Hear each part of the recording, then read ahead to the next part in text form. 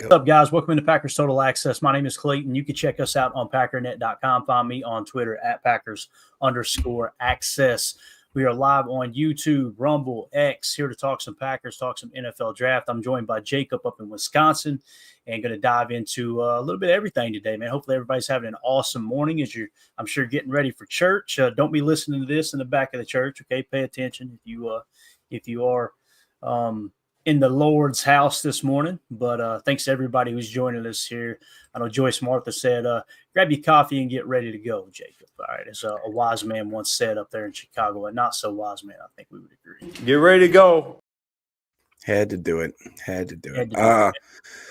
How you feeling today, Clayton? Feeling all right? I'm doing good, man. I'm feeling pretty good. Weather's beautiful. Going to be about 75 down here, so we're going to get out and cut some firewood and burn a little brush pile, just redneck stuff. What about you, man? You all right? Yeah, that sounds good. It's like mid 40s right now. Yeah. Got the dog out this morning already. Did a bunch of stuff in the garage. Did some spring cleaning. I'm feeling pretty good, man. Heck yeah, man. It is. There's nothing better than this time of year when we were trying to shop around. Hey, what are we gonna pack to the draft, right? We don't know what the weather's going to be. It could be snowing. It could be 60 degrees, right? So, I told Mandy, I said, probably these last couple of days have been somewhere in the 50s, kind of chilly, 50s, 60s, and getting into the low 70s. So they're probably around that spot. So that's what we're kind of expecting. I think there'd be nothing better, though, than a late snowstorm for the draft at Lambeau Field. I mean, just dump it down, man, buckets. You know what I'm saying? I think that would be so fitting. But Drew said they actually got snow in Green Bay right now. So there you go. All right. Let's continue the talk we had last night. Actually, we got Mark84 said something here. Good morning. We somehow need to draft Matthew Golden and Mike Green. What would be better than drafting Green and Gold when the draft is in Green Bay? Hey, listen, I'm all right with Matthew Golden. Mike Green is a stud on the field. There's no two ways about it. It's just the personal issues. Are they real or not? Are they legit? He's in the 14 spot on our board. So the only way you could land both of them, I feel like, Martin, I could be completely off here, is if Mike Green were to fall to 23 and then somehow, some way Matthew Golden fell to 54, unless you put a package together, trade it up, and you ended up with 2 first-round picks. I don't see that happening. Do you, Jacob? No. But I do see maybe one scenario where if Green falls so drastically that maybe there's a chance where Goody can come up like in the second or something like that after they maybe would have went that way with Golden. But I don't know. I don't know how I feel about Matthew Golden, to be honest. I've went up and down with him. Mm-hmm. I mean, the dude's a burner, but he doesn't quite have the size I like. I think the drop rate was quite a lot more than I would like, and then I just don't see a lot of production or the PFF grades to really justify the fact that he be ahead of a guy like a Higgins or, I mean, even a lot of the other guys that have a little more size and credentials to them. But that's just my opinion. I'm just a guy in a cool shirt, What do I know? What do you know? We'll have Tim joining us in a minute. Tim, you take your time, buddy. I know you're over rushing and scrambling.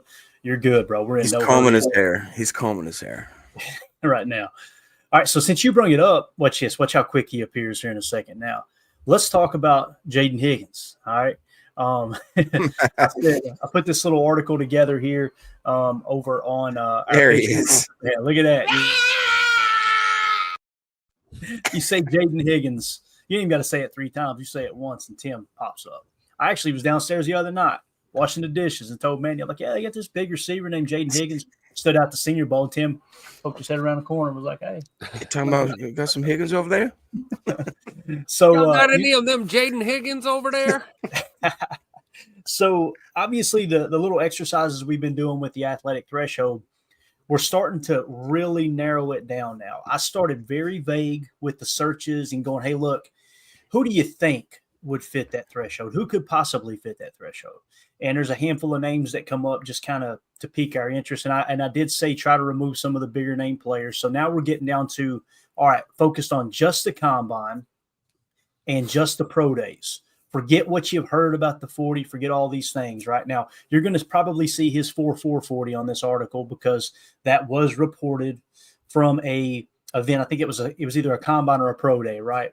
And again, whether it's 4.4 or 4.5 makes no difference to me. Now the Packers do like receivers that are less than 4.5, obviously, but with someone that kind of size, I can't imagine they would scoff too much at it. But I said, does Jaden Higgins check enough boxes for Brian Gutekunst? All right. And again, we're not going to read the entire article. We'll give you an idea of what's in it. Here it says the Packers athletic blueprint.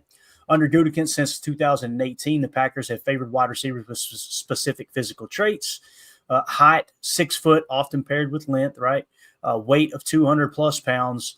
40-yard dash of 4.5 seconds or under, although 4.45 is preferred. Vertical jump of 36 inches at least. Broad jump, 10 foot, and then relative athletic score of 8 plus. Early picks often, or a 9 plus. Okay, so it says these standards flex occasionally with Reed. 5'11" was an exception, but they outline the Packers' ideal for receivers who can stretch the field and block in the run game.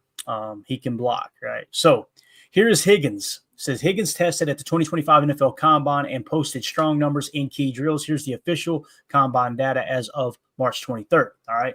And it was posted on X by MathBomb and at NFL_DF, all right? Height, 6'4" is what they got him listed now. Now you boys have been saying 6'5", right? And that was what was reported for a long time. This is, if I'm understanding correctly, 6'4" was what he measured in at the Combine, right? Is that correct? What y'all know? I've got him at 6'4", 215. 6'4", 215. Got it.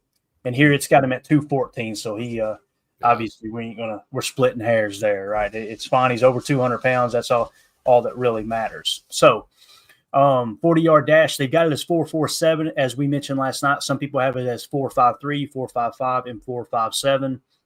That's something that obviously would not check the box, seeing that the Packers prefer someone under 4.4. Let me get y'all's take on that. How do you feel about receivers? The difference between a 4.55 and a 4.47, is that like astronomical to you? Do you think that's a deal breaker for you if you were the GM, or maybe do you think Goody's being a little picky if that is the case? Well, first of all, we got to thank Buckets Goldenberg for the content here. That we really appreciate the author of the article. Just did a spontaneously great job at just putting this all together. Considering Mr. Goldenberg's been out of the loop for a while, so this is really good to see. Buckets Goldenberg with the coverage here. But no, to answer your question, I'm not tripping over a 100th here or there of a second on a 40 time.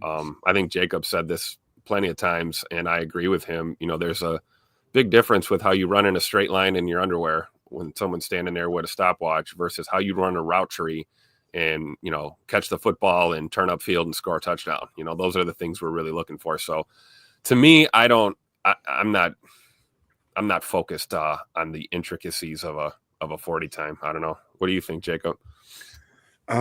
Quickly, I just would ask the chat, somebody refresh my memory as to what Davante Adams' 40 time was. And then Mike Evans' 40 time, and just different receivers kind of like that, I'm not saying that this guy is Adams or Mike Evans or anybody like that, but I'm just saying, even it's a 4.47, I still believe he's got 4.47 speed. When you watch him on film, he does have bursts where, call it adrenaline or just game speed, whatever it is. I think he has an ability to kick into that high gear. But even if he doesn't, the wide receiver room, if he's running 4.5, I mean, even some of these guys that run 4.6, if you're a technician with the routes you run, the speed is obviously going to be more beneficial if you have it. But I think you can make, look at that vert. Like, look at the broad. The guy is an absolute explosive monster. And I don't think that, like Tim said, maybe a 5/10 or even a tenth, or even a full second is going to make a difference as to when you have that much athletic ability. Get the ball anywhere near him, he just seems like he's going to be grabbing it, snatching it out of the air. And something that Greg Cosell has harped on a lot is stride length. Sometimes stride length doesn't necessarily show up, right? Yep. As Coach Lynn said, both were 4.5s. That's correct. I've actually got Davante Adams's profile pulled up here. So he ran a 4.56 40-yard dash. He was 6'1", 212 pounds, a 4.56 40 with a vertical jump of 39.5 inches and a broad jump of 10'3". So 39.5 was his vert. And just a half a. So Jaden, think about that with Davante, 6'1" as opposed to 6'4", and he out jumped Jaden Higgins. That's crazy to think about. My man had some ups for sure. Broad jump, 10'9", arm length 33 and an eighth of an inch, hand size 9 and 1/8 inches, and a wingspan that was untested, is what it says. It says Higgins skipped the agility test, but measuring up, here's what we got. Okay, you got, obviously he checks the box with 6 foot, 200 pounds, 4.5 40. That's the one that's kind of in the air, right? It says that he checks the box here, but we don't know if he's actually going to be over 4.5. And keep in mind, Davante Adams was drafted by Ted Thompson, correct? So that's, Ted's threshold might have been a little bit different than Goody, so you do have to take that into consideration as well, although they did come from that same lineage in terms of front office personnel. Broad jump of 10 foot. He did clear that, right? Yeah, by 9 inches. 10-9, yeah. And then RAS of 8+. Obviously, who was it that mentioned in here? Somebody mentioned the RAS. I want to give him Deadfish. Thank you, buddy. He says a Jaden Higgins RAS score of 9.87 unofficial. So it says beyond the numbers, Higgins' 33 and an eighth inch arms aren't a formal threshold, but exceed Christian Watson's 32 and an eighth, and Reed obviously at 30 and an eighth, offering length for contested catches. His 9 and 1/8 inch hands are slightly smaller than Watson's, who was at 10 and an eighth, so 1 inch larger there for Christian Watson's hands over Jaden Higgins, but functional. Without agility or strength data, his full athletic picture awaits pro day. The verdict: Jaden Higgins' combine performance strongly meets the Packers' athletic threshold for wide receivers. He excels at height, weight, 40-yard dash, vertical, and broad jump, checking all 5 measurable boxes with 3 exceeds and 2 meets. His RAS remains untested. We just confirmed that we're going to be way ahead of 8 when it's all said and done. Way ahead of 8. Way ahead of 9, to be honest with you. And I said at number 50, Buckets Goldenberg said at number 54, Higgins could complement Green Bay's speedsters in Watson and Reed with size and leaping ability, fitting Matt LaFleur's outside receiver prototype.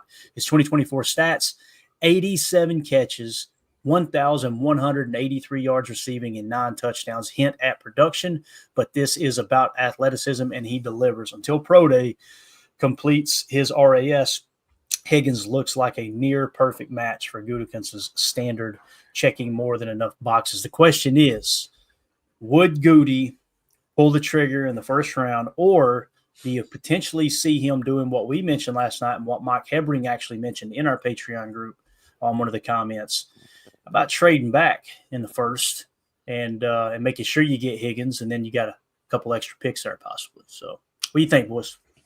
I think that's the most realistic. Yeah. I would not be shocked at all if Goody traded back. I'd personally love it.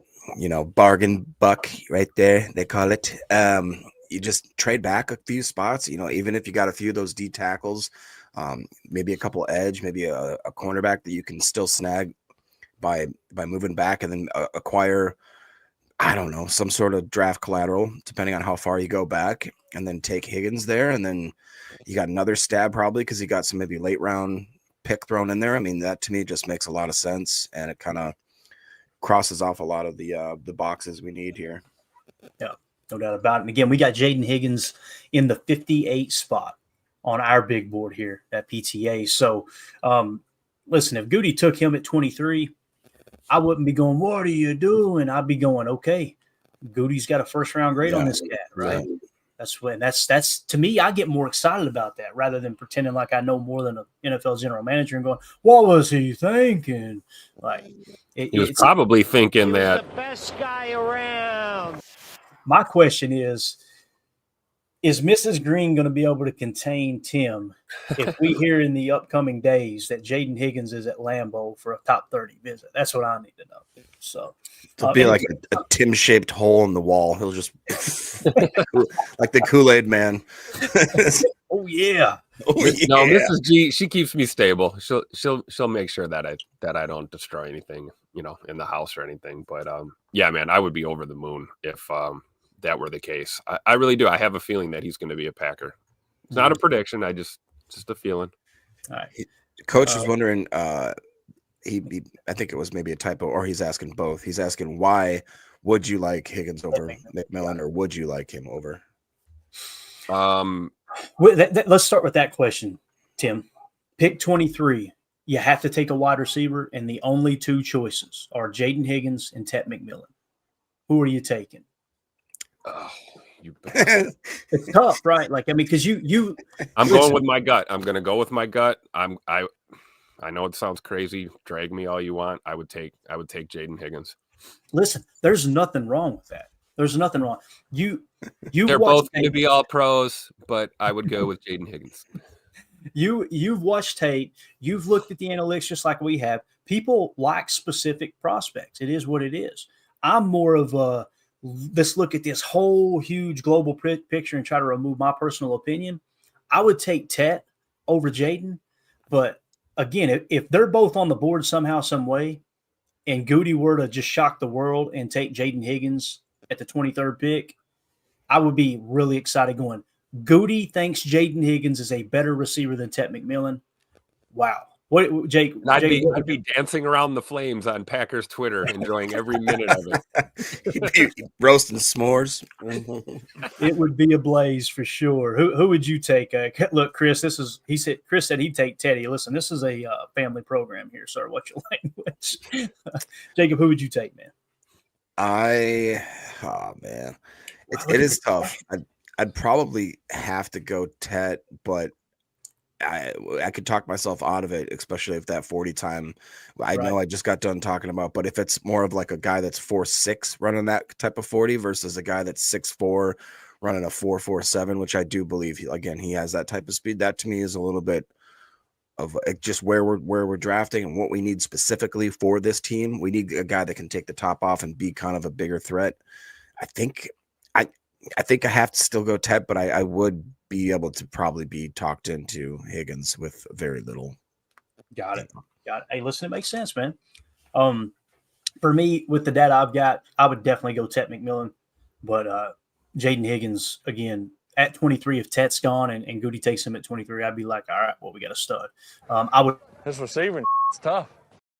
I would much rather us get a much higher rated player on our big board at 23 and then possibly get Jaden Higgins at 54. But I really, truly believe there's a chance that he starts to pick up some steam there and maybe climbs up to, the top of the second, the bottom of the first type thing. I mean, stranger things have happened, right? He feels like this year's Christian Watson, where people were saying Watson could be a first or a second or a third or fall out of it. And then all of a sudden somebody sneaks up and didn't we get him early second? Yeah, like 54, man. That's what I'm saying. Like if you trade back in the first and then use some draft capital to trade back up in the second, maybe you're able to nab him there. That's possible. There's just so many different possibilities in this draft, man. It's going to be a blast. Daniel Jeremiah put a tweet out. I think we read it on the air a few days ago. It might have been a couple weeks ago now. He's like, this is going to be one of the, and I'm paraphrasing, he's like, this is going to be one of the more fun drafts that we've had in a while. Like guys, nobody knows what's going to happen in this draft. That's what's hilarious is when you put a tweet out on, like I put one out on Jahdae Barron this morning, like, here's the profile over at our Patreon group. Come check it out. See what you think about Jahdae Barron. And the guy just started talking condescending and, you know how people are on Twitter. And it's like, you guys, you and your 400 followers do not know what's going to happen in this draft, right? And these self-proclaimed, there's so many draft experts on Twitter. It just blows my mind. It's like, and none of them in league offices. It's so weird. Isn't it amazing, right? None of them could tell you what a cover 3 match was. None of them could tell you anything. Like they're the ones who, when you mention a 3 or a 5 tech, let me go Google that. And there's nothing wrong with that, but don't be on the intrawebs acting like you're a football genius. Like none of us have got it figured out. Why are you in here trying to talk down to people? It's just we're just trying to explore the possibilities and trying to see how multiple ways this could play out. I mean, you talk about Higgins or McMillan, right? And I go, I don't care if we miss on both of those as long as we nab a monster 3 tech. Yeah, if, right. You want to make me feel better about not getting my guy Jaden Higgins. Load up on the defensive side of the football and let's go to town. I understand that. With Scoot missing most of the year, that, we feel like wideout is a really big need on this football team. I don't think it's as big of a need as a lot of people make it out to be. I think, this offense continuing to grow together and get better is, what we're really looking for, along with a shutdown monster Jeff Hafley defense. That's the key to winning ball games. So I'm not fixated on grabbing a wide receiver in the first round. I don't think that's a foregone conclusion. And I kind of feel the same way about corner. A lot of people think we should go corner first round. So, nobody's right or wrong. It's let's explore the possibilities and see how the draft really unfolds. Yeah, let's go to the chat. Prince says he would take McMillan. So Turtle says Higgins. J. Cole says Higgins. Chad Inc. says McMillan. Coach Lynn just in here cracking up at everybody. Chris the Casualian said Teddy. All right. Louisiana #1 Packer fan. Appreciate you swinging through. Said Higgins. Richard King, Higgins. We got more Higgins than McMillan right now. Hey, more people, more of his teammates went to his birthday party, guys. So it's important stuff. That's very important. It's in the scouting report. You don't believe me? Go ask Buckets Goldenberg. Buckets Goldenberg reporting live. Tim going to take Jaden Higgins over his first child. So that was me last year with God. I can't remember the safety's name now. Who was it that I really liked last year? I had him over Cam Kinchins forever. That's how much I liked him. It's amazing. This is why the draft is so funny to me. We spend all this time breaking it down, and then once the draft's over, I could give a rat's ass about the other guys that didn't go to the Packers. It's like, all right, now let's just focus on the Packers. Mrs. Green standing by with the hose is what. Oh yeah. Here, so that wouldn't be the first time for sure.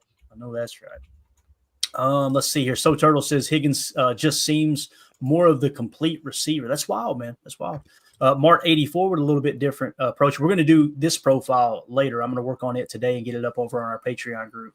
I'm higher on Trey Harris than most guys. I am too. Yeah. I am too. Because that's another player. I'm trying to think where we've actually got him.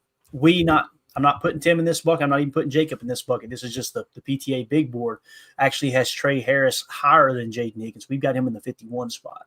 So I'd be okay with either of those guys, to be honest with you, in a second. So, yeah, there it is. Chad Eaton got it. Newbin. That's right. Tyler Newbin was my guy for sure. Yeah. Mike said, I remember. You wouldn't shut up about it. So, and Anthony says, Vontae Mack going up. Vontae Mack, #1, baby. Rest in peace, man. Chad, I love that dude.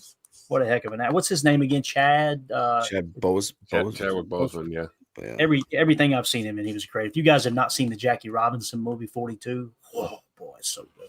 It's so good. So, and obviously he played Vontae Mack in Draft Day, which it's time, boys, put that on loop. When you come to the house, the Command Central for the draft up there in Green Bay, I think I'm gonna special order a DVD and just leave it in the house so the people who own the home, they can watch it when we leave. You know what I mean? So, sure. All right, let's move on to another receiver. Jacob, you got anything else? You look like you were going to say something there a minute ago, and I cut you off, man. You good? No, I was just going to make some stupid draft day quote, but time has passed. Hey, that's life, right? That's just life. That is life. That's life. All right, another receiver we talked about was Emeka Egbuka. We just did the same thing. I'm not going to bore you reading the entire article. Okay, we talked about the thresholds. Let's look at what his measurements are. 6'1", 205 pounds, 40-yard dash is untested, okay, because he did not run at the combine. This is what I'm talking about. We're refining everything now. Everything that we showed you guys last night and the night before were projected, what people were saying they think he'll run. So vertical jump untested, broad jump untested. His arm length was 31.5 inches, hand size 9 5/8 inch. Wingspan was untested as well. So talked about him skipping everything, talks about the measurements and what he may or may not meet. Let's just move on to the verdict here, okay? It says beyond the numbers, Emeka Egbuka's 31.5 inch arms aren't a formal threshold, but align with Watson at 32 1/8 and Dobbs at 31 7/8, offering length for contested catches, though not elite. His 9 5/8 inch hands are solid, matching reads, aiding reliability. Without speed or explosiveness data, his athletic fit remains unclear. The verdict: Emeka Egbuka's combine performance partially meets the Packers' athletic threshold for wide receivers. Satisfies the height, the weight, checking 2 of the 5 measurable boxes, but his 40-yard dash, vertical jump, broad jump, and RAS remain untested without pro day results. Somebody in the chat, go get us his current RAS, what they're projecting it if you have it. As of March 23rd, 2025, he's 2 for 2 on completed metrics with 3 critical gaps. If Egbuka posts a sub 4.540, a 36 plus inch vertical, and a 10-foot plus broad jump at his pro day, consistent with his 2024 tape, 81 catches, 1,011 yards, and 10 touchdowns. He could mirror Watson's 9+ RAS profile, making him a strong number 23 candidate. His slot heavy background at 73% plus snaps inside differs from Green Bay's outside leans, but Reed's success suggests flexibility. Until pro day fills the blanks, Egbuka's fit is promising yet incomplete, close to Gutekunst's standard, but not fully checked. So, Emeka Egbuka, Jacob, what do you think, man? The big thing is that height and weight. He checks the boxes there. You look at the tape, you have a hard time believing he would not test well, right? Yeah. Again, this is somebody I was very not excited about when the draft process started, and he's someone that's kind of grown on me as the time has passed. I still just, at 23, I would much rather us find somebody that's a little bit more of kind of a, I don't know, maybe like an athletic freak or somebody that's just had so much production or something of I don't know. For some reason, I just don't like the idea of him at 23, which is probably the only place that we'll be able to get him. So I'm still a little bit hesitant with the pick, but if we did end up picking him, I'd probably give it like a B plus. Got it. There you go, Drew D, with the important information. Ohio State's pro day is the 26th. So, God, we're just 3 days away from that. Was that Wednesday? Am I thinking right? Monday, Tuesday, Wednesday. Yeah, I believe Wednesday or Thursday. So that's exciting. There you go. Chad Inc., appreciate you, buddy. Egbuka, RAS 9.88 unofficial is where he's currently sitting. Tim, what do you think about Egbuka, man? And I kind of echo what Jacob said. We got him in the 28 spot on our big board. I think there's going to be much higher prospects that are on our board at the time that we pick 23. Probably won't make sense to take Emeka Egbuka. Yeah, and I agree. I really do. Also, with the statement that Jacob made is kind of, I felt the same way, really. You know, like when we first started kind of breaking things down, starting this process, you know, this guy didn't like jump off the tape to me. He didn't, didn't get me as excited as Mr. Higgins did. You know, we'll just put it that way. But I think he's a solid player. I just don't know if he's the guy at 23. You know, if we took, T-Mac or we took my guy Higgins, I'd be, over the moon. I don't know how excited I would be if Egbuka was the pick at 23. But we also know that, Ohio State, man, they can churn out the wide receivers that can play at the highest levels. So he's definitely not a guy you want to overlook, and someone definitely to keep an eye on if for some reason he starts falling on draft day. Mm-hmm. Definitely. Number one Packer fan says, I want a 3-tech or whoever the Packers think is best. LOL. Amen, sir. Amen. No one here is saying we better draft a receiver at 23. We're simply talking about the possibilities, right? And listen, it would break a long standing record. You have to go all the way back to Javon Walker, which I want to say was 2003 or 2004, maybe. Somewhere How around did that work out for us? Exactly. So that was the last time the Packers took a wide receiver in the first round. And I think it's what Goody said at his presser. I think he was being honest. Like, man, we've always been able to get great value in the second round and beyond. So that's what we're going to continue to do. He didn't say we're going to continue to do that, but I think he was kind of hinting at, like, why would we – the media is the only people that think we should go spend a first-round pick on a wide receiver, right? I mean, think about when you compare first-round wide receivers across the board, I'm trying to think. Who's dominated, right? Who has won Super Bowls? The Kansas City Chiefs. They didn't win it with a first-round wide receiver, right? The Patriots never did, right? Hell, the Patriots, remember, they went out and got Randy Moss, and they broke all these records in the regular season and ended up getting beat, didn't even win a Super Bowl with Randy Moss on the roster. Now let's go back to here recently. People will look at the Eagles and go, A.J. Brown's a first-round pick, right, but they didn't draft him. They ended up trading for him. They got, if I remember correctly, they didn't give up a first-round pick for him.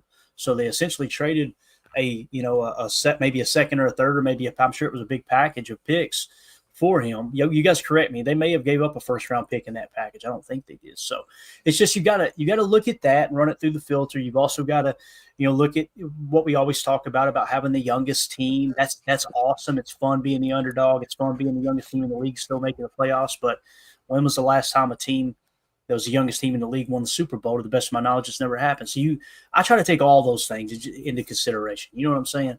You know what's funny too is that the same people that will complain about the fact that Goody never takes a wide receiver in the first round are the same people that say that Goody sucks at taking anyone in the first round. So why are you trying to say like, dude, you got to get that first round pick? You're basically handcuffing that guy to a horrible career if that's your opinion. So let Goody take who he wants to take in the first. Let's come around in the second and third and get a couple all-pro wide receivers that come out of nowhere, and all of a sudden everybody's happy again. It'll be great. There you go. Coach Lynn says Egbuka is a bit redundant to what we have already on the roster. Completely agree, Coach. Like, he's more of that. I don't want to say he's just primarily a slot. I think he can play a little outside too. And you guys know I've been very vocal about Jaden Reed being on the outside. Like, you could put him over at Z. And I'm sure you agree with that to a certain extent, Coach, with your background. But if you had to choose between an Egbuka or someone like a Jaden Higgins or a Tet McMillan, I think we would all agree, yeah, you'd rather have that big body receiver that you could just throw out there on the boundary, throw out there at X, right? And you could even mix them in on the field side if you want to throw them in at Z and do things like that. So, yeah, it's going to be interesting, though, to see what Goody does here, because it does feel like we've got a spot open. How hilarious would it be, though, guys, if we didn't draft one single wide receiver in this draft? Like, that is not out of the question. It's not. Don't say that. Jacob said, "I'm glad I'm not hanging out on Twitter anymore." Right? So yeah, I mean, it's true. What if we took two receivers and they weren't anywhere near the first or second round? And Goody went there later in the draft and loaded up at other groups early. I'm fine with that. Yeah. SDM40 says AJ Brown had 0 sacks and 0 interceptions in the Super Bowl, but he had a whopping 45 yards receiving. There you go. So it all comes down to what you prioritize, man. That's it. All right. Yep. You guys remember we were talking about Jahdae Barron last night? And, just kind of at the end of the night, we were like, this might be the dude. Remember, that was kind of our talk. Let's go in now with only combine and only pro day. I don't think they've had their pro day. They may have just that, and see how he stacks up real quick in the cornerback room. So Jahdae Barron, again, Bucket Skoldenberg with a dandy here, says everything pretty much the same format on this article as the last two, right? Here are the requirements as far as the Packers athletic blueprint. And it's comparing to people like Jair Alexander, Eric Stokes, Carrington Valentine, folks like that, right? Height 5'11" with occasional flexibility. We've seen him go a little under before. His weight, it seems like 190 is kind of that sweet spot, 190 and above. But listen, you got a guy that's 186 or 188. We're not going to freak out, right? 40-yard dash, 4.45 seconds. Vertical jump, 36 inches. Broad jump, 10 feet. Relative athletic score of 8+, although 9+ for top 100 picks, all right? It says these thresholds aren't rigid. Alexander's 5'10" frame didn't deter Green Bay, but they reflect a baseline for prospects expected to thrive in a scheme demanding speed and physicality with Barron's combine results in hand. Let's see where he lands. All right, so here we go with Barron's combine performance. 5'10". Looks like we lost Jacob. Jacob, sir, Godspeed. And he's back. Manscaped is back. There we go. Here's a guy. Height 5'10". All right. So basically 5'10" and 6/8 of an inch. Weight 194. That checks the box. 40-yard dash, guys, 4.39. Smoked it. Vertical jump, 35 inches. Okay, that seems a little short, right? And we'll get the summary here in a second. Arm length, 29 5/8 inches. That's the one that concerns me a little bit, because Goody, he seems like he really likes arm length when it comes to corners. Hand size, 9.5 inches. And, of course, wingspan at 73.5 inches. It says notably he skipped the agility drills, all those things we've talked about, right? So here he is, how he measures up. 5'11". Barron's 5'10", falls basically a little less than a half of an inch, 4/10 of an inch short of the typical Packers mark. Alexander, also 5'10", became an All-Pro, though, so it's worth mentioning there. 190 pounds at 194, obviously he checks the box. 40-yard dash, 4.45, he checks the box. Vertical jump, right there, looks like his 35-inch is going to come up a little bit short, right, as opposed to the 36 inches. Broad jump, he barely cleared it, 3 inches he cleared the threshold, and then RAS, I think he'll smoke that, to be honest with you. So beyond the numbers, Barron's 29 5/8 inch arms, among the shortest at the combine, the 4th percentile. When I seen that last night, I went, well, we got to talk about that tomorrow. Burst everybody's bubble, right? Stand out as potential concern, though not a formal threshold. Packers corners like Stokes, 31 5/8, and Valentine, 32 inches. Boasts longer reach, aiding in press coverage and pass disruption. Barron's speed and production might offset this, but it's a deviation from the norm. Verdict: Jahdae Barron's combine performance partially meets the Packers' athletic threshold for cornerbacks. He excels in weight, 40-yard dash, and broad jump, showcasing the speed and explosiveness Gutekunst prizes. However, his height, 5'10", and vertical fall just shy of the inferred minimums, and his RAS remains untested. Again, that's going to be fine. If the Packers select Barron at number 23, it wouldn't be unprecedented. Alexander's smaller profile, stature, and subpar vertical with elite speed worked out just fine. Barron's short arms might raise eyebrows, but his combine numbers suggest he's close enough to the athletic mold Green Bay favors. Until his pro day fills in the gaps, the picture remains incomplete for now. Barron's a viable fit, imperfect, but within striking distance of the Packers standard. What's your all's thoughts on him? Because obviously we've got Jahdae Barron in the 20 spot on our big board here. If you're going corner in the first round, that's the dude. Seems like it, right? Even with the reach, right, Jacob? Even with the reach being off and the vertical off a little bit, would you be okay with him, 23? Yeah, I would. I saw a comment earlier, I believe it was from Prince or something. He said Barron was talked about as being a better slot candidate than boundary, but I think we're good at slot after the Hobbs signing. I want an outside cover. That's the thing, is he can do both. He's very versatile, and he's done a bulk of both in each of his 3 seasons where they've switched it up, which is the reason why I said the same thing. I think when I first looked at him, I was like, well, we're pretty good at slot. Like, we got a ton of slots actually. But then when you really dive deeper into what he did and how he performed when he did those duties outside, I think I'm not worried about it personally. Yeah. And here's the thing too. Look, when people say that about the slot, he made the shift to outside last season, and over his entire college career, he played 800 snaps at both nickel and outside throughout his whole college career. So it's pretty much, both of them cleared 800. So he's got experience in both. And last year they popped him outside. So, and again, that's at Texas, guys. That's playing SEC, talent. So it's, in a smaller conference, let's say it's a smaller school, not as much talent as like the Big Ten or the SEC, and you throw him outside and he's still, he's fine. You kind of go, yeah, but who did he go against? You're talking about him going against big time receivers, right? I don't know, man. I think the versatility too. Yeah, like So Turtle says, and one thing Goot values is versatility. I think that's spot on. So Turtles, like, you can't in one hand say, hey, this dude will probably be better in the slot even though he played outside, and then just completely dismiss the fact that you've got that versatility. And he just, when you turn on the tape with him, if you guys get a chance, just go watch a highlight reel today. And just the way he plays is, I don't want to say reckless abandon, but he plays very aggressive. It's fun to watch. It really is. So, all right. Anybody got anything else on our boy Jahdae Barron here? Anything else y'all want to add? Tim, you got any closing thoughts with him? And I think he's an interesting prospect. I don't think it's like a slam dunk perfect fit, but of everyone we talked about, with him being basically surrounded by corners who have injury concerns with somebody told me we've been saying Siobhan Ravel wrong. So we've got the actual way, and this is I don't think anybody would have got this right. It is Savone Revel is how you say his name. Savone Revel. I'm sure I'll forget that by tomorrow. Like, take the H out of there. What are we doing? You know what I'm saying? Savone. Right, Jake? So again, you've got Will Johnson above him, Tim, above Jahdae Barron as the corner on our board above him.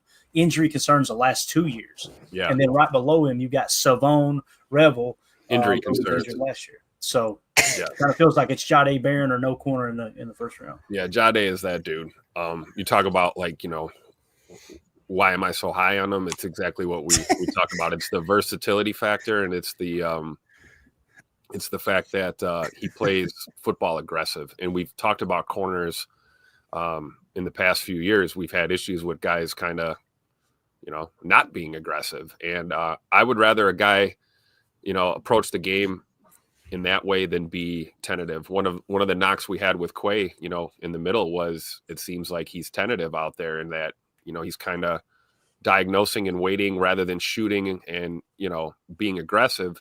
Well, that's one thing at a linebacker position. When you're a corner, that can play both ways. You can keep a guy in front of you all day and allow curl routes and completions and come up and make a tackle, but you're not impacting the game. If you've got a guy that's willing to get in there and jump a route, play aggressive, jam a guy at the line of scrimmage, bring that physicality to that position, I'm all for it. Yeah. All right, let's go to the chat. Jeff Stone said, remember the name Julian Fleming. Does anybody, does that ring a bell to anyone? I'm going to go look it up on our board and see if we got him. We may need to add him. I got no idea who that is. I've got Julian Fleming pulled up. Do you? I'm not sure the measurables look good. He's 6'2", 208. Okay. He's damn near 25, so that's not a good number. Graded out at a 54.9. I don't know if that's a good number. Is he from Penn State, Tim? Yeah, Penn State. Wow. He's over 300 on my list. It's a random one, right? Yeah, he's got an interesting look. Have you seen a picture of him, Tim? No, I have not. Jacob, don't you be in here shaming people. Now I got to. I'm not. I'm just saying he's. I'm gonna sit on my high horse and Google it. The draft buzz. If you look up on Draft Buzz, they chose. Let's just say he's got the Isaiah McDuffie thing going on already, and I think you should just start shaving. In the world? Yeah, shave the head. Shave the head. Shave the head. You've got a head, you can shave it. He's not a bad looking dude. Like, why are you hanging on, bro? Get rid of the cul-de-sac. You don't need that. You know what I mean? Yeah. Like, if I ever lose my hair, I'm screwed. I'm just telling you right now. I'm going to look like the hunchback from Notre Dame, boys, if I lose my hair and have to shave my head. It's going to be ugly. So, yeah, we've got him in the 489 spot, Jeff.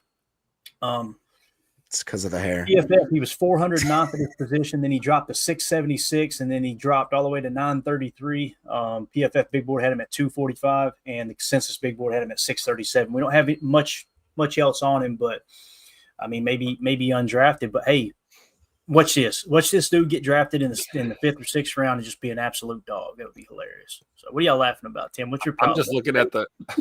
I'm trying not to laugh because I'm looking at the 2024 stats, and his season stats almost look like a game line stat. 176 yards and a tutter. I mean, that sounds like an afternoon. Not 16 games. I got you.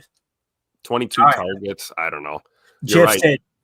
Jeff said, time stamp it, boys. When he's a stud, I'm going to dunk on you, boys. So there you go. Yeah, what do you mean his numbers are crazy? Like, what numbers? Huh?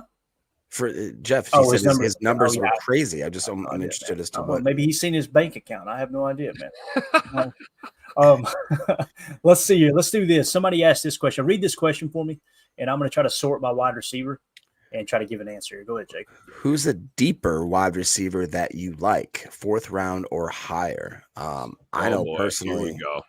This is a great topic here. I mean, there's a bunch of them. I think Pat Bryant is one of my favorite.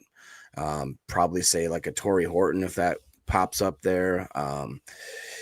Even guy, I don't know where Besh falls into this or anything like that, but there's even like Chimere Deek. I don't know how to say that guy's name. Elijah Badger, another one that I feel like people are overlooking. I'll take your Elijah Badger and raise you a Nick Nash out of San Jose State. Nick Nash.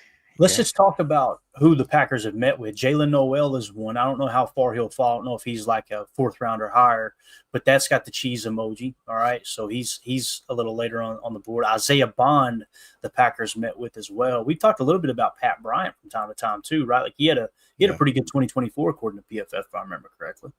So maybe a couple of those names, like I said, in terms of the Packers, looking at guys that might go a little later. Jalen Noel is one. And Jonte Isaiah Thornton Bond. Jr. Remember him? Yes, that's one that could potentially be around for a while. Remember Efton Chisholm? We've got him significantly lower on our board, but the Packers did show. They met with him? Yes. Well, yeah, they met with him. I think it was at the East-West Shrine Bowl. Now, it's not a top 30 visit, but they met with him. And if you'll look here, too, if I remember correctly, actually, he did not get the bonus. I thought he balled out at the Shrine Bowl. But, Jacob, could you look up Efton Chisholm's PFF grade for me real quick? They're insane. I want to hear what he did last year and the year before. Really, all of them. I've got the rankings, 176, and then he jumped to 36th. And then according to my records, unless it's changed, and PFF's numbers are constantly changing for some reason, maybe because they're getting called out, I don't know. But in 2024, he was the top highest graded wide receiver in all of college football, was Efton Chisholm. So that might be the name to look for. I wonder where he's projected at. Let me look at that real quick. I'm going to go – you talk about him, Jake, if you got his PFF grades, or Tim, either one, don't matter. Yeah, I mean, the thing is he's just a guy that's a little bit outside of our thresholds, 5'11", 200 pounds, played at Eastern Washington Eagles. You guys know how the Eastern Washington Eagles, everybody watches them every Sunday. But you look at this last year, 92.1, playing 12 games, played predominantly in the slot, but did play almost 100 snaps out wide, had 120 receptions off 146 targets, 1,300 plus yards, and 13 touchdowns. When you look at his game-by-game stats, the worst game he had all season was a 69.5. He lived in the light and dark green and in the blue, which is insane. He had 3 or 4 elite games, high 70s most of the other games. I mean, the guy's just a drop rate of 2.4%, receiving grade of 92.6, 3.5 yards per route run. I mean, almost every single metric, this guy just blazed it. And he did really well, too. In 2023 was a 82.4, 2022, 74.3. I mean, Tim, you got anything else on him? He's just very small school. Yeah, no, I don't, other than that. I think what do you think for him? Maybe like 4th round, 3rd round? He goes off the board. PFF has him at 228. I mean, wow. Here's what I did a deep search here, and this will be the last one we cover. I got to step downstairs real quick, boys. Draft projections. Steelers Depot, March 22nd, 2025. All right. They're saying a day 3 pick. Last Word on Sports, February 18th, said 6th to 7th round. SI.com on February 22nd said day 3. NFL Mock Draft Database says round 6 or 7. SWX Local Sports on February 3rd said round 6 to 7. PFF had him a day 3 slot receiver. So the consensus pretty much says 6th to 7th round. You want an extra slot receiver, boys. I'll tell you. That might be the dude worth taking. That kind of feels like a Julian Edelman. I know Edelman played quarterback in college, but that kind of screams one of those late round gems for sure. Hey, and real quick, Jeff Stone came in. I know I gave him a little heat, but he says Fleming 6'2", 205, but a 4.35 40 and a 43.5-inch vertical. Now, if that is true, 43.5. Well, there's the numbers we're talking about. That's the numbers. All right. Jeff Stone said, "Everybody sit down, please. Let me explain what I mean." Exactly. That's wild, man. That's wild. All right, then I'm gonna have to look that up.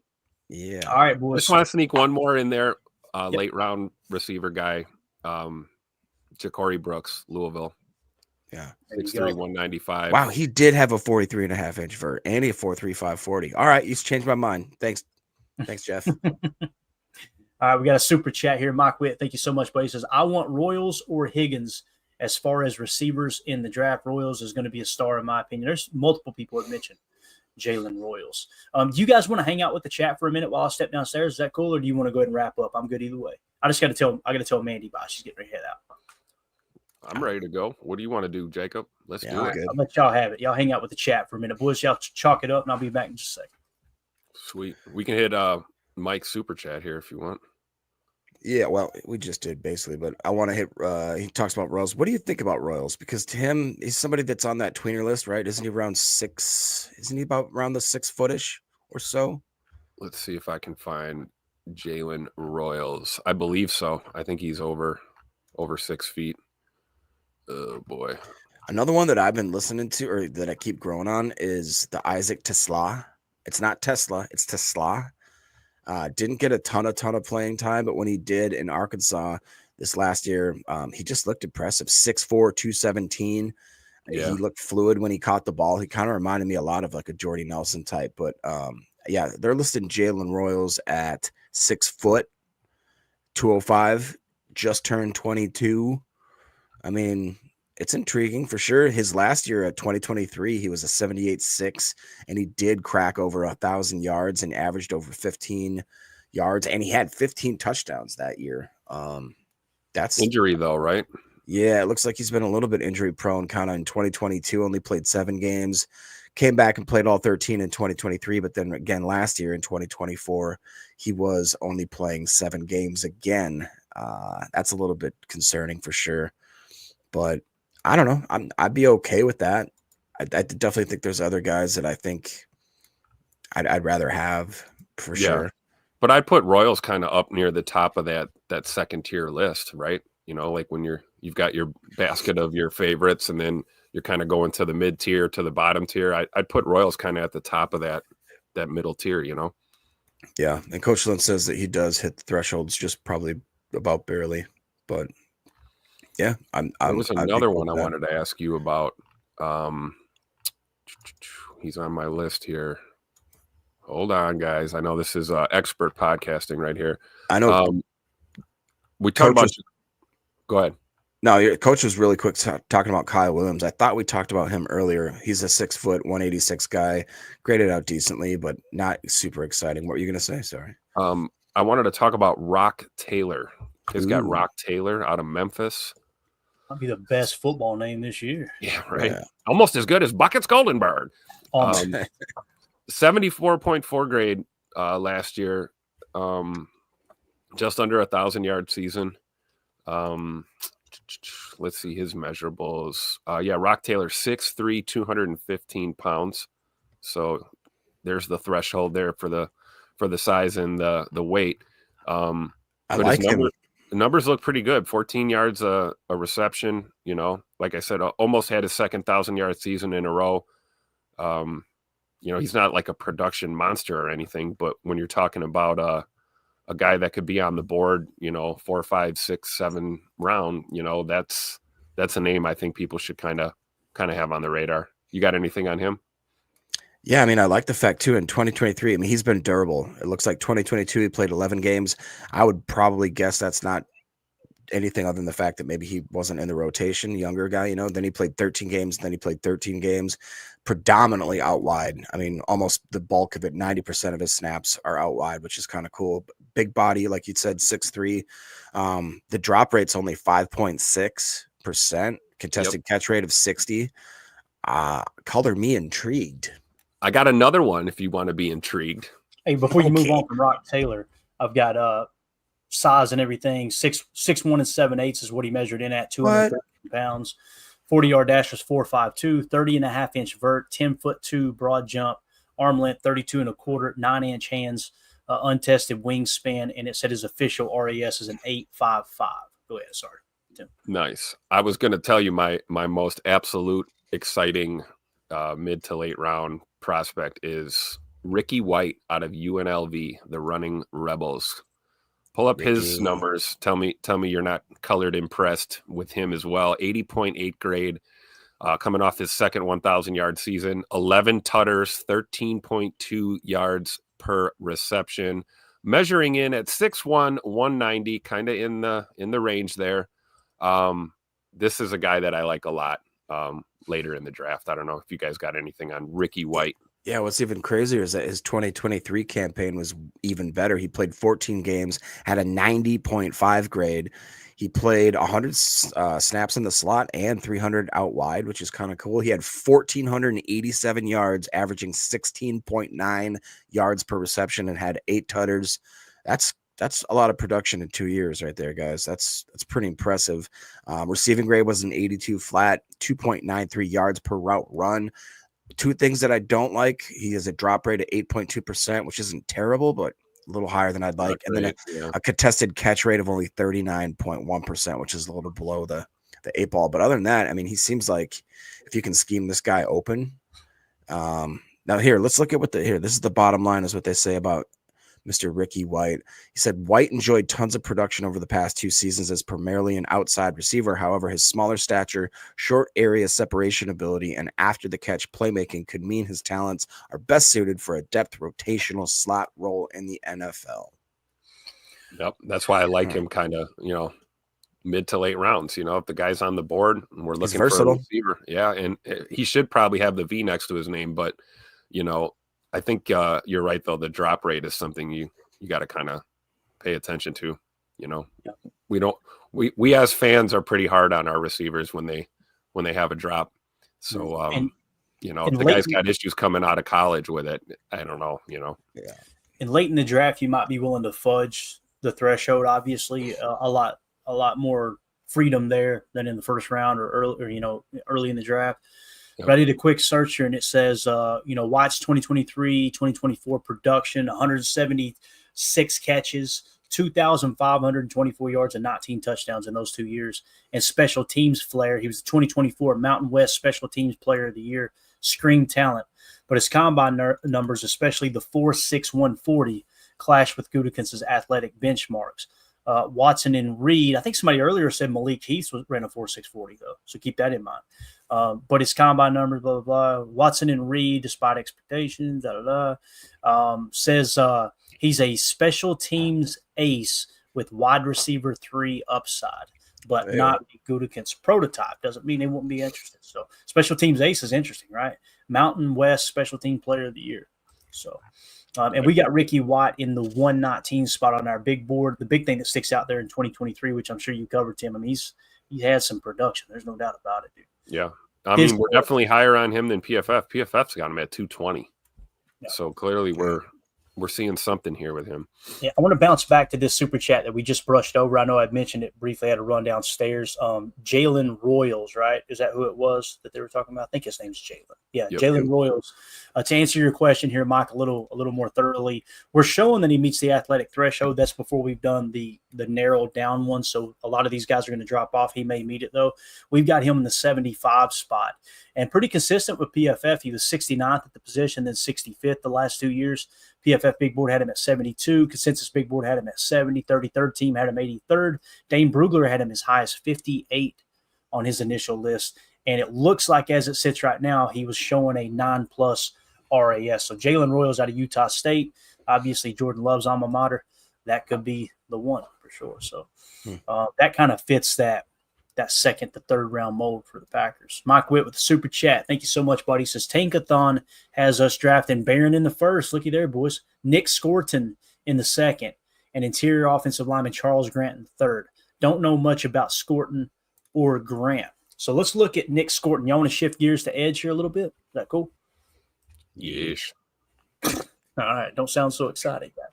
Nick Scorton is in the 32 spot for us. And it looks like he meets the threshold. He was showing, although it was unfinished, a 9+ RAS. Nick Scorton's interesting, man. We got him a borderline first-round grade there, actually right at the 32 spot.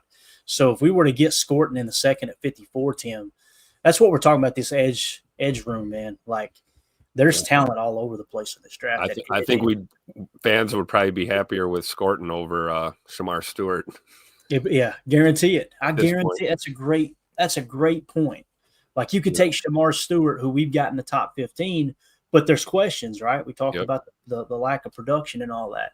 You get Nick Scorton out of Texas A&M, and Scorton's younger too, man. Is he really? Barely 21. Yeah, he'll turn 21 his rookie year. 6'4", 285. I mean, Goot went. Yeah. All right, let's look at Charles Grant real quick. We'll get ready to wrap up. Charles Grant, if we got him in the third round, I like Charles Grant. Yeah, I don't know who did that at Tankathon, but we got him in the 70 spot. And he's got an 8+ RAS, at least as it sit when we last checked. 8th at his position in 2024. What was his grade, Jacob? Do you have his grade by chance or no? If you don't, it's okay. I could find it in 2 seconds here. All right. He was 42nd at his position in 2023, but then the year before he was 32nd. So he has always finished in the top 50 at his position. All 3 years. 2024.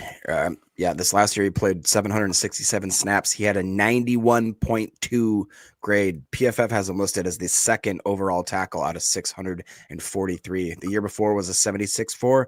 Year before that was a 78.7. He played almost over 700 snaps each of the 3 years he was at William & Mary, and he only let 3 sacks go, 3 hits, and only just over 22 hurries. Played predominantly, or 100% of his snaps are at left tackle. He is a pure left tackle. Tim, what do you got on Charles Grant? How would you feel about that in the third round? And that seems like a steal there, being in the 70 spot for us. I would agree with that, just based on our board. I like Grant. I mean, I don't have his numbers pulled up right now, but he's on my hot list for sure. I mean, going back to edge too, another name we didn't mention as far as a possible second rounder if he makes it is, Jack Sawyer, the Ohio State University. I'd love it. Him or Scorton, those are 2 names right there for sure. But I like Charles Grant as an O-line pick in the third. Again, if he's on the board there. Check out Charles. Let's bounce back now to Charles Grant here. Packers athletic blueprint for offensive lineman. I did offensive lineman because I'm so sick of people saying there's a threshold for tackle, there's a threshold for guard, but we draft tackles and throw them to guard. You know what I mean? Like, let's just put them all into one big bunch. And center is kind of the caveat, right? You can go a little smaller at center, although recently, obviously, Josh Myers was 6'5". So the old days of the centers just being 5'11" to 6'1" are pretty much over, not that you won't have one come in at 6 foot or 6'1". I'm sure there's some good ones across the league, but the athletic blueprint for offensive linemen for Goody since 2018, 6'4", 300 pounds, 5'2", 40, 28-inch vert, 9 foot broad jump, and an RAS of over 8. All right. Here is what Grant's combine performance was. 6'5", checks the box. 303, checks the box. 5'17", 40-yard dash, checks the box. 27.5-inch vertical, falls a half-inch short. The broad jump, he beats it by 2 inches. Arm length is – they don't have the arm length listed on the upper one, and that is important. So I need to get that added into the report here. Arm length is 34 3/8 inches. I'm not sure what the minimum is here. It doesn't mention. And then hand size 10 inches. And then in terms of RAS, it looks like he stacks up currently as an 8+. So measuring up to everything, the verdict, it says Grant's size and speed align with Gutekunst's preferences like Zach Tom's versatility or Jordan Morgan's frame, suggesting a day 2 or 3 fit, which is they got him in round 3. So round 4 is some posts speculate. His subpar vertical and untested agility, key for zone blocking, are gaps, but his 34 3/8-inch arms and provisional RAS bolster his case until pro day completes his profile. Grant checks enough boxes to be a Packers target. So it looks like everything checks the box other than the explosion, which is coming from the vertical jump. So I'd be totally cool with these 3 picks. I don't know how y'all feel. I'd be all right with that. Oh, yeah. Yep. And that would kind of fit that mold of what we talked about is, Packers Twitter is going to burn to the ground if Goody doesn't take a wide receiver, right? So that's how you know Goody did a good job in the draft. Exactly. Everyone's mad at him. Usually means I'm happy. Exactly. Jacob, we've got a few minutes here. Do you want to go over that mock you sent me, and we'll kind of highlight them on there? Do you have that mock pulled up that you emailed over to me, Jacob, or no? Because I can't put it on the screen. There's a ton of ads on it, so I can't put it on the screen. I mean, there's videos playing and everything. Yeah, I actually have it in front of me. If you want me just to go through it quick. Cool. You rattle them off. Let's start with round 1. We'll get Tim's take, and I will show you guys where we got them on my big board. Yeah, and some of these are going to be pretty obvious, but I just liked a few of the kind of hidden gems that were in this one that we haven't talked about a lot. And we can blaze through this. I got a hot pretty quick, but we'll get through this quick here. So round 1, pick 23. They've got it as Derek Harmon, obviously the D lineman from Oregon. You may have heard of him. One of my favorite. You may have heard that I would love that pick. I think Tim would be on board with that. Derek Harmon, 24 on our big board. Let's do it that way. You keep going. Okay, cool. Number 2 pick, round 2, pick 54. This is one that we haven't talked about much, and I'm kind of surprised.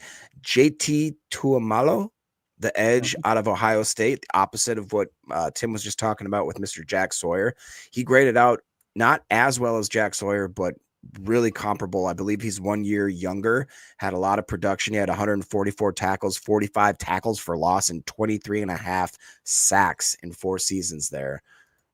We got him what in are the your thoughts on 45 spot on our big board. That one checks out nice. Okay, cool. I really, really like him. I feel like we haven't talked about him enough. And then that leads me into the round 3 pick 87 pick, a guy that we just happened to highlight in this draft here, or I'm sorry, in this last episode, was Jalen Royals, wide receiver, Utah State. That says real quick that the Packers love a Senior Bowl standout, especially at wide receiver. And they looked at like what Jaden Reed and Dontavian Wicks were 2 recent examples of who did that and shined and then ended up in Green Bay. So that kind of goes hand in hand with what we mentioned earlier this episode. Obviously, where did you have him, Clay? Is that 75 or 70? 75. That's correct. Okay. Yeah, cool. And then I think Coach Len in the chat talk about this pick. Round 4, pick 124 overall, Mr. Quincy Riley, quarterback from Louisville. And it says that Riley is an instinctive and competitive player with elite ball skills. He hauled in 8 interceptions, broke up 27 passes over 3 seasons at Louisville. He may not be the biggest or strongest, but Riley has some elite coverage skills that the Packers could use in their secondary. Yeah, and Quincy Riley is in the 215 spot on our board, mainly because of the 2024 PFF grade. He was 634th at his position. He was 164th PFF big board, 139 consensus big board. However, Dane Brugler had him at 77. So Dane Brugler said that would be a steal there. Sure. And then round 5, pick 159, a guy that we did highlight, not the biggest fan of. I think this may be even a little too early for this. They have Tim Smith, D tackle out of Alabama. It says that with TJ Slayton heading to the Bengals, the Packers are in need of a true run-stuffing defensive tackle to clog up the middle. Smith, being 6'4", 302, is physically imposing defensive tackle that would be perfect for that role. I don't know if I like. That's probably the first one I really don't like of this mock draft. Which, by the way, this mock draft is from Brandon Carwile from the Packers Wire from 2 days ago. Just so we give him a little shout out there. Yeah, Tim Smith, we've got way down on the list. It looks like the consensus big board at 341 and his PFF grades 23 is what's hurting him. Gotcha. The next pick I actually really like again. Round 6, pick 198. They've got us selecting Teddy Buchanan, linebacker from California. It says the Packers will have an opening to fill out linebacker after losing veteran Eric Wilson back to the Vikings. God, that hurts.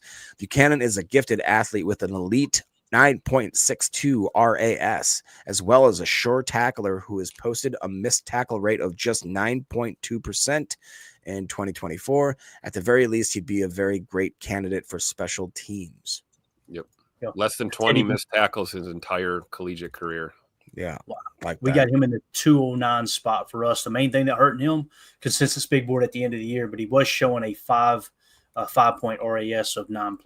So gotcha. And then another pick this is the one that it really made me kind of want to dive into this draft completely, was round 7, pick 237, wide receiver out of Tennessee. Now who you're thinking, a guy named Bru McCoy, BRUMCCOY. It says Green Bay likes the receivers to be tall, big, and fast. McCoy tips the scales at 6'2.5", 209 pounds, and has legit speed despite a hamstring injury that prevented him from running the 40 at the combine or his pro day. He didn't have a ton of production at Tennessee, but McCoy fits the mold for a prototypical Packers receiver, making him worth a third-day flyer. Was the hammy the 2023 injury? Because I see he only played 5 games in 23. I believe that was. I think he also transferred a couple times. Okay. Never really got a lot of time, but when he was on the field, apparently he looked like an athletic freak. I had him on Draft Buzz, but I clicked out that window, so this wouldn't be so glitchy. But he's going to hit 25. We're going to put that 24.7. He'll be 25 soon as a rookie. Yeah, older. We slapped the red box on him for 24 since he's dealing with a hammy, just something to monitor. Go ahead, Jake. Yep. And then the last pick of this here draft here, they got round 7, pick 250, Dalton Cooper, offensive tackle out of Oklahoma State. Goes on to say Brian Gutekunst has taken at least one offensive lineman in 6 out of his 7 drafts as the general manager. So with the final pick, Cooper is an experienced option with 36 starts at left tackle. He has areas in his game that need some refining, but Cooper's upside is a future swing tackle that makes Green Bay a perfect landing spot as a franchise known for turning day 3 linemen into viable starters. 6'7", 315 pounds. We got Dalton Cooper in a 249 spot, so it'd be right there in that range. If you're going to get him, you do it in the 7th round. So okay, I thought that was a very realistic kind of draft. I could see that happening. Absolutely, I'd be totally on board with those first 3 rounds. Holy cow! Really, the 4th round, first 4, yeah, absolutely, good stuff, man. Get out of here, dude. I know you got stuff to do. Appreciate you. Bye, guys. Bye, Jacob. See you, Manscaped. Tim. Now we can talk about the important stuff that he's gone. Okay, finally he leaves. Any other players you want to look at here before we do get ready to wrap up? We hit his 7-round mock. Obviously, we've got one more Patreon thing that we could kind of touch on if you wanted to. You call the shots here, man. Yeah, let's do the Patreon. All right, I'm going to take a second to pull it up here. Quarterbacks. I just wanted to hit on quarterbacks and kind of who may or may not meet the threshold for the Packers. We're not going to spend a whole lot of time on this since we're wrapping up. We could kind of touch on it briefly, and then we're going to get into some safety stuff a little later tonight, maybe even some linebacker talk as well. I just thought it was interesting. We could do the offensive line. We got that coming up too. We got to really do a little deep dive there also. So let me get this article ready to roll here. When we talk quarterbacks, no one wants to think about the Packers potentially drafting a quarterback. I have a hard time. Like, I want Malik Willis to be Jordan Love's backup for the rest of his career. The way he performed last year, I thought that proved to be a absolutely huge asset for the Packers. But the reality is he's only got 1 year left on his contract, and there's a good chance that the Packers wouldn't be willing to pay him what he's worth when he walks in free agency. And then maybe, obviously there's a chance they could trade him. It doesn't seem like there's a team that's got their eye on Malik Willis as it sits right now, but you never know. So here are the quarterbacks. And again, we did this with the initial filter very, very loosely. Hey, give us just a handful of guys, not necessarily guys at the top of the list, but guys that kind of pique our interest in terms of what the Packers like to draft, okay? And, again, this is one of the earlier articles we put together when we started dipping our toe into this. So just kind of talks about the Packers quarter athletic thresholds based on historical trends. Height, 6'3". Obviously Jordan Love was 6'4". Clifford was 6'2", but Pratt was 6'3", so somewhere around the 6'3" mark. Weight, 220 pounds. Love was at 219. Clifford at 224. Pratt was at 216, so those were kind of close enough. 40-yard dash needed to be a sub 4.9. 3-cone drill sub 7.2. Short shuttle sub 4.4. Bench press 10-plus reps. RAS of 8+. And, note arm talent and tape outweigh the pure numbers. But they rarely dip below these marks. Love's RAS was 8.43, Clifford's was 9.04, and Pratt's was 8.27. So let's just kind of talk about some of them that would potentially fit the bill here. Shedeur Sanders, slightly short, but probably take him. A little bit light in the weight at 215 pounds. 40-yard dash, he didn't run, blah, blah, blah. He's one that comes up, right? Cam Ward, slightly short on the height, but checks out on the weight for sure. Projected 40-yard dash was a 4.65. He's one that, you'd probably say he would check the bill. It'd be a close call anyway. Quinn Ewers, another one, 6'3", 210. Man, it's wild to watch how he's fallen, Tim, over the years. Quinn Ewers, that dude a couple years ago, it's like he's going to be the next franchise quarterback. And, man, he has sank out of size. So that's one that barely fits the bill. Jackson Dart, you ever heard of him? Here's the guy. 6'2", saying slightly short, but obviously it meets the threshold. 225 pounds. 40-yard dash they had at 4.67. I don't know if that's right. I want to say somebody clocked him at a 4.5 40 at maybe a pro day or something. So we'll get those refined. And again, some of this is just rumor on the earlier way that we did the articles. Jalen Milroe, you see they got his 40-yard dash at 4.56. We know here's the guy. So since then, obviously things have changed. Curtis Rorick, Will Howard from Ohio State. So it talks about the quarterbacks that kind of meet the threshold here. Here are the ones that come to mind in terms of kind of on the cusp of being one of those stellar dudes, right? Quinn Ewers out of Texas, Jackson Dart out of Ole Miss, Jalen Milroe out of Alabama, Curtis Rorick out of Indiana, and Will Howard was one that I think was actually the best fit. It says the Packers' top fits are Will Howard and Curtis Rorick. Now, keep in mind, both of those guys are later round picks, and that's why I wanted to highlight this. You think that how would you feel if the Packers drafted Will Howard, national champion, right? Showed grit all year last year. I think he's top of the line when it comes to, just the quality human being that he is. One of those dudes that you could tell he's a leader. Now, he had a bad throwing session at the combine, obviously, so that's going to come into play. But how would you feel about Will Howard being drafted in Green Bay, man? Like 5th round pick or something if you were to last. I wouldn't feel bad at all. That's Not me. at all. Not at all. I'm a little surprised looking at this list that Tyler Shuck isn't on the with on the 6'5", list. and again, 25. Yeah. And again, it wasn't like a completed profile. It wasn't like give me all the quarterbacks listed. True. It was just kind of. Wait, I figured out why Tyler's not on the list. He's going to be 26 his rookie year. Is he really? He's 25 and a half. What's crazy is think of what happened with Bo Nix last year. Because, guys, the hype is ramping up for Tyler Shuck to potentially go in the first round. Greg Cosell said he's got him as quarterback too. He's actually got Tyler Shuck over Shedeur Sanders, which is wild to think about, right? He said that when they put that podcast out, multiple guys across the NFL reached out to him. He said, I have multiple GMs and people in front office of scouting departments reach out to me and go, yeah, you nailed that one.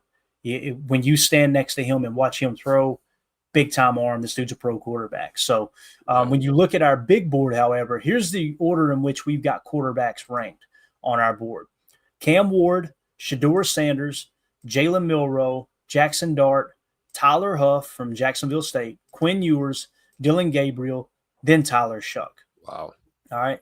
And then I'm thinking that Emilio put that university cap, what would you call that? What do you call that? I didn't go to college. What do you call that hat that they wear at graduation? You're asking me. I didn't go to college either, Clayton. Funny how that works, right? So anyway, I think that might have something to do with IQ, maybe multiple FBI or something. Yeah. Curtis Rorick, quarterback out of Indiana, is next. Then Riley Leonard out of Notre Dame. Then Will Howard. So we've got Will Howard significantly lower on our board.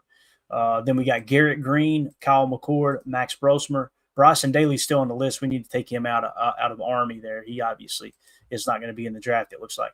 Brady Cook, Seth Hennigan, Graham Mertz, Will Rogers. These are just some of the later round guys here, right, that round it out. Yep. So for me, if you were to look at our list and go, of that list that we just identified, and I didn't mean to pull it off the screen on you, I just want to take a quick gander at that.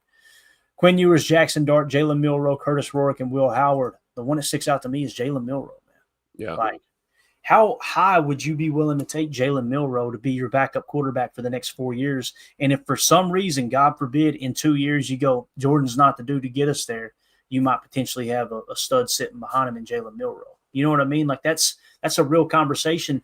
That conversation was being had for Aaron Rodgers when they drafted Brian Brom in the 2nd round. Yep. You know? So what do you think, man?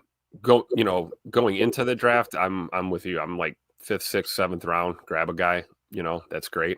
I don't know about moving up or, sticking and picking in the 2nd or 3rd round and taking a quarterback. I think that would blow a lot of people's minds. It would. I'd feel really good about taking a quarterback later in the draft, especially if, we address some of those positions in need early on, and Goody hammers out those, rounds 1 through 4, and we're, nailing our picks, and then we've got a guy on the board in the 5th round. Yeah, go ahead. It might ruffle some feathers, but you have to think forward and you have to think long-term. And I agree with you 100% about Malik Willis. I'd love to handcuff that guy to the railing at Lambeau and just leave him here for his career. But he's awesome, man. Chances are that a guy like that is, possibly going to be traded for value or, end up somewhere else. I mean, I don't see him being here super long-term. You have to look at, your backups beyond that. I mean, let's be honest. Sean Clifford is a guy we talk about guys old in their rookie years. I mean, Sean Clifford is older than Jordan Love, correct? I think Sean Clifford's like Yeah, 28, 29, something like that. I don't know if he's older than him, but I do remember the fact that Jordan Love sat in Green Bay for so long that when Sean Clifford was drafted, between college and pros, Sean Clifford had played more football than Okay. Jordan Love. That's what it was. I That's was like, what it is. that was a heck of a stat, man. Yeah. That was wild. So yeah, I mean, I look at, an age with a quarterback is a little different. It's a little bit trickier than some of the other position groups. I think you'd probably be willing to go with a slightly older, more seasoned quarterback. Mhm. That's why Tyler Shuck is like a big, I don't know, it's a big question mark for me, because when I look at like where he could possibly go, I'm looking at the teams on the board that are looking for a quarterback now and a guy that is going to come in and start immediately. There's zero question, Tyler Shuck is going to be 26 years old. It's like, if there's a guy that's got potential, you like him, and you're a team that needs a quarterback, that's the guy that's going to get drafted and see the field immediately. I don't see anyone drafting him and sticking him in a developmental stage, to kind of develop until, you know what I mean? You don't want your guy taking his first snaps in the NFL at 28 years old. So I don't think he would be a project guy. I think he would be someone a team would, bring in and throw out there as a starter right away. Kind of like Bo Nix, right? Yep. But if you were to try to combat that point there, Tim, if you're looking for a backup quarterback, someone who's got experience, kind of what you're looking for there too. Like if he were to fall, right? But I think early you're spot on. If someone's looking to draft him early, you're probably going to go the route of, hey, look, let's take him in the first or second round, and he's our starter, like Bo Nix. Because that was the knock on Bo Nix, is he'd been in college for so long. And it's just I'm always fascinated how we go from a 24-year-old's too old to then you draft a 22-year-old instead. Well, he needs time to develop. It's like, you know what I mean? Like I just don't put as much stock in it. But you're spot on. People across the NFL, man, they take it very serious in terms of age. So Clifford is 26 years old right now. So he is a year older than Jordan, right? Jordan's is 25. he really? Is Jordan only 25? I think Jordan's 25. I'm not sure. Don't quote me on that. Somebody let us know Jordan's age in the chat real quick before we wrap up. I wanted to hit this real quick. I thought this was really neat. Where's it at? Here we go. No. We can hit. Oh that. yeah, no. Definitely good answer. No to that question. Oh, gotcha. Ben Holden said, should the Packers sign Rasul Douglas, might be able to get him for a song and a dance. Nah. I think his best football is behind him, at least based off of what we've seen last year. The time to keep him would have been when we had him, he was good for another 2 years, right? And then now it kind of feels like, to me, his best football is behind him. I could be wrong. Now, if you bring him in up for a veteran minimum and let him compete in the cornerback room and you look up and go, I'll be damned, he connects, awesome. I don't think there's anything wrong with that. But in terms of, he says song and a dance, I imagine that's what he's talking about. Now, if you're going to go out and give him $5 million or something and you guarantee him a spot on the roster, I don't know how I feel about that, not knowing if he could continue to play like he did when he was here. Number one Packer fan, with the introduction of NIL, I think we need to get used to seeing older players coming out of the draft. 110% true, Packer fan. That's going to continue to happen because these players can now make millions of dollars staying and playing college football. They're going to do it. And look, I don't blame them. No, you're the big man on campus. You're making good money, hanging out, still living the college life. I didn't go to college, but just about every person I know that went to college, they didn't want to leave college. And I always laughed at, because some folks, it seemed like that was the only goal, was the parents wanted to get them out of their house and the kids wanted a reason to go to school an extra year or two because they didn't want to get out and get a job. So I was the opposite. I was like, when's this high school thing going to end so I can go make some damn money? That's what I need to do. So but anyway, Tim, you got anything else, Bubba? Yeah, I see SDN said Jordan is 26 as well in the chat here. Age. So they are the same age. So it's like you were saying, obviously Clifford had a little more experience than Jordan. There you go. All right, guys, that's going to do it for the morning show. Appreciate everybody hanging out, man. We had a huge crowd in here. This was a lot of fun. If you guys would hit that like, hit subscribe, scan the QR code in the upper right to join our Patreon community for $3 a month. You get access to everything there. It's a blast. We're going to be doing a draft contest where the person who gets their mock draft the closest to what the Packers do. We're going to be doing giveaways for that. We're going to be giving away more autographed memorabilia. We got cards, rookie cards here.